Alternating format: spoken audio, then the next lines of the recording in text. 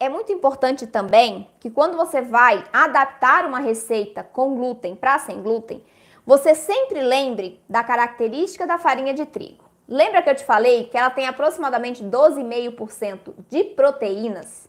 Então, tem algumas farinhas sem glúten que têm uma quantidade muito menor de proteínas. Por exemplo, a farinha de arroz. A farinha de arroz tem aproximadamente 6% de proteínas, é metade da quantidade de farinha de trigo.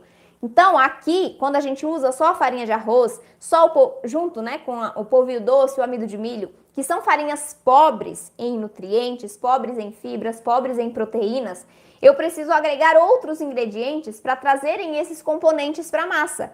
Por quê? Porque assim eu tenho uma massa mais úmida e mais macia. Então, quais outros ingredientes? Ovos. Os ovos têm muita proteínas, então eles vão agregar essa característica de maciez e de umidade também. Você pode usar uma farinha rica em proteína. Grão de bico, a farinha de grão de bico tem aproximadamente 16% de proteínas, que é mais do que a farinha de trigo. Então você pode usar uma proporção de farinha de grão de bico, de farinha de aveia, farinha de trigo sarraceno, feijão branco, farinha de amêndoas também, ela ajuda a dar umidade e maciez porque ela é rica em gorduras, né?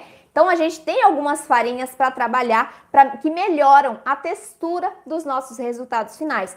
E também, né, essas farinhas ricas em proteínas, ricas em gorduras, como é o caso da farinha de amêndoas, a farinha de amendoim, elas ajudam a manter o nosso pão e o nosso bolo úmidos por mais tempo. Então a gente agrega uma textura melhor ali quando você retira do forno e também aumenta a durabilidade desse produto através da incorporação de farinhas ricas em proteínas e também em gorduras.